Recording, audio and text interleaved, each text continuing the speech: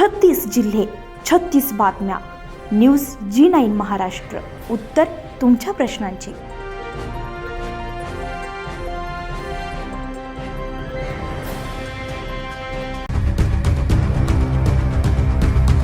अजिंठा वनपरिक्षेत्र अंतर्गत शिवणा परिसरात वन विभागानं सलग दुसऱ्या दिवशी धडक कारवाई करत अवैध वृक्षतोड आणि लाकूड वाहतुकीवर मोठा आळा घातलाय. रविवारी अणवा शिवणा मार्गावर गुप्त माहितीच्या आधारे अवैध लाकूड वाहतूक करणारा ट्रक जप्त करण्यात आलाय. गेल्या 2 दिवसांपासून सुरू असलेल्या या कारवाईमुळे अवैध वृक्षतोड आणि लाकूड तस्करी करणाऱ्यांमध्ये भीतीचं वातावरण निर्माण झालंय.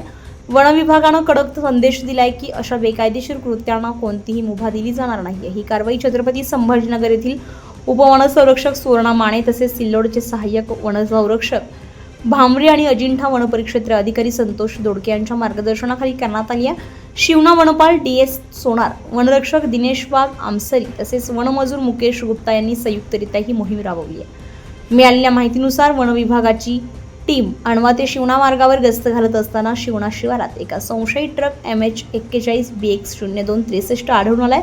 तपासणी केली असता त्यामध्ये अवैधरित्या तोडलेले लाकूड आढळले. तात्काळ शासकीय नियमानुसार कारवाई करून संबंधित ट्रक जप्त करण्यात आलाय.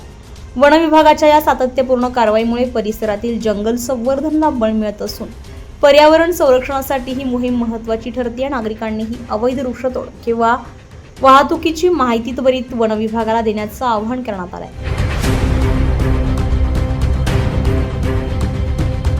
न्यूज G9 महाराष्ट्रासाठी शेख नदीम, छत्रपती संभाजीनगर.